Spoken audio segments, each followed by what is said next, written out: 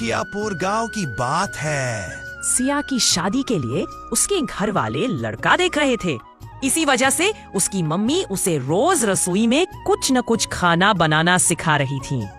Mummy, मैं कितनी भी कोशिश कर लूं, मैं ठीक से साबूदाना पुलाव नहीं बना पा रही हूँ। बताया तो था कि पानी नाप कर डाला कर, तू फिर वही गलती कर देती है। अगली बार जब मैं बनाऊंगी तू बगल में खड़ी होकर ध्यान से देखना, समझिए मेरी प्यारी बच्ची। सिया की माँ, लड़के वालों ने सिया को पसंद कर लिया है।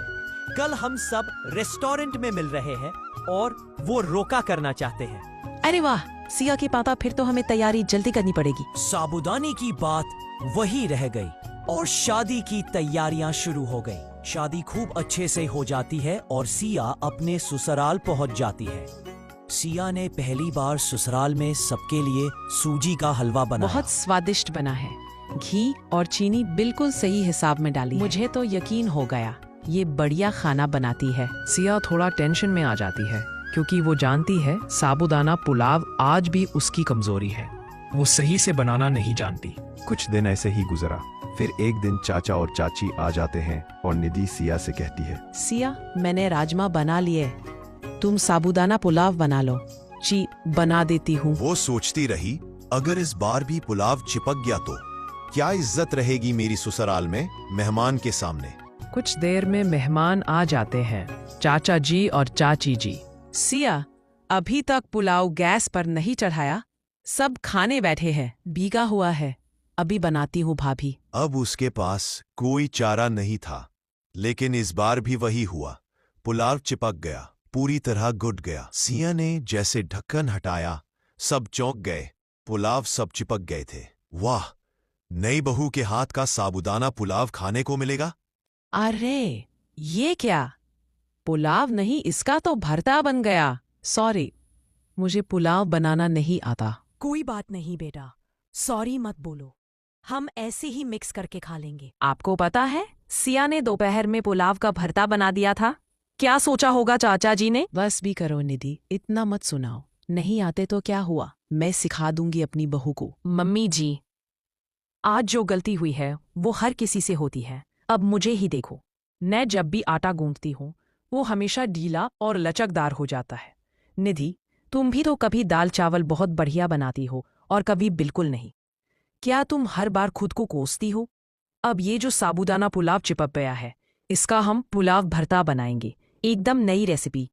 चलो सिया, प्याज, टमाटर, अदरक, लहसुन काटो, मैं मसाले बना रही हूँ। कल से मैं तुम्हें सिखाऊंगी खिला खिला पुलाव कैसे बनता है। सिया के चेहरे पर मुस्कान आ गई। सिया की सास सुलोचना ने साबूदाना पुलाव भरता को नई रेसिपी में बदल दिया और साबूदाना पुलाव भरता बनके तैयार हो गया, जो दिखने में बहुत स्वादिष्ट लग रहा था। अरे वाह, कमाल कर दिया भाग्यवान। इतना स्वादिष्ट साबूदाना पुलाव भरता आज तक नहीं खाया। तुम्हारे हाथ में तो बहुत जायका है। सिया बेटा, अब से तुम ये साबूदाना पुलाव भरता बनाना मत छोड़ना। नहीं नहीं, हमारी बहू खिला खिला पुलाव भी सीखेगी और ये रेसिपी कभी कभी ट्राई जरूर करेंगे। कुछ ही दिनों में सिया ने खिले खिले पुलाव बनाना सीख लिया, लेकिन अब उसके ससुराल में पुलाव भरता भी उतना ही फेमस हो गया, क्योंकि एक छोटी सी गलती ने रिश्तों में मिठास और एक नई डिश जोड़ दी थी। शांति भवन नाम के मकान में मधु अपने पति शिव कुमार, बेटे रोहन और बहू सविता के साथ रहती थी। मधु जितनी समझदार और अनुभवी थी, उसकी बहू सविता उतनी ही भोली और सीधी थी। सविता काम करने जाती तो अक्सर गड़बड़ ही कर देती। घर वाले परेशान हो जाते, समझाते भी, लेकिन उसे समझ कुछ खास आता ही नहीं था। एक दिन रोहन भागता हुआ अंदर आता माँ बचाओ, ये पागल है। अरे बेटा, तू भीग क्यों गया, बाहर तो धूप है। माँ, ये मौसम का नहीं, आपकी बहू सविता का कमाल है, ये मेरी धुलाई करने लगी थी। इतना सुनते ही सब हंस पड़ते हैं। असल में सविता को लगा रोहन के पहने कपड़े भी धुलने वाले हैं और उसने धुलना शुरू कर दिया। मधु सिर पकड़ कर रह गई। हे भगवान बहू, थोड़ा तो दिमाग लगाया कर। सविता भूलेपन से बोली, माँ जी, मैं ऐसा कैसे कर सकती हूँ, घर में बंदूक भी तो नहीं है। सबकी हंसी छूट जाती है। एक दिन मधु सविता को कुछ बासी रोटियां देकर कहती है, ये ले बहू, बाहर गाय को खिला, सविता पूछती है, कौन सी गाय माँ जी, सफेद, काली या भूरी? मधु गुस्से में, कोई भी, और अगर ना दिखे तो जो भी मिले उसे दे देना। सविता बाहर जाती है लेकिन गाय मिलती ही नहीं। तभी पड़ोसन सरला आती है। सविता चमकते चेहरे से पूछती है, आंटी जी आपने नाश्ता किया?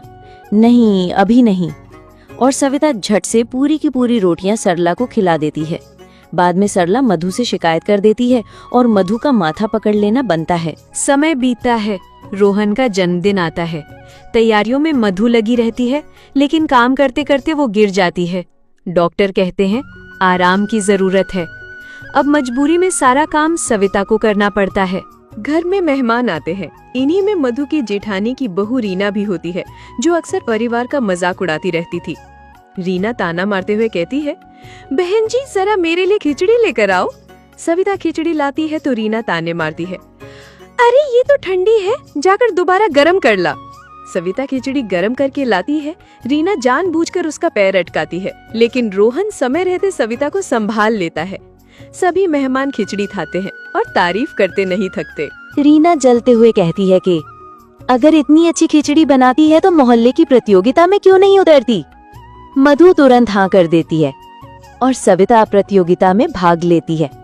प्रतियोगिता वाले दिन रीना चाल चलती है और सविता की खिचड़ी में ढेर सारी लाल मिर्च डाल देती है, लेकिन मधु को सब पता चल जाता है। वो बहू को दोबारा खिचड़ी बनाने को कहती है। नतीजा ये होता है कि सविता की खिचड़ी सबसे स्वादिष्ट निकलती है और वही विजेता घोषित होती है। रीना तिल मिलाकर कहती है, ये कैसे जीत गई? मधु सबके सामने सच बता देती है कि रीना ने जानबूझकर सविता की खिचड़ी खराब करनी चाहिए थी। फिर भावुक होकर कहती है, मेरी बहू भोली है पर बुरी नहीं, हंसते हंसते सब सह लेती है और मुझे जैसी भी है प्यारी है। अगर किसी को दिक्कत है तो वो हमारे परिवार से दूर रहे। रीना शर्मिंदा होकर सविता से माफी मांगती है और सविता मुस्कुराकर कहती है, कोई बात नहीं दीदी, गलती तो सबसे होती है। तभी सरला हंसकर कहती है, चलो चलो अब ये इमोशनल बातें छोड़ो और गर्मा गर्म खिचड़ी खाओ, क्योंकि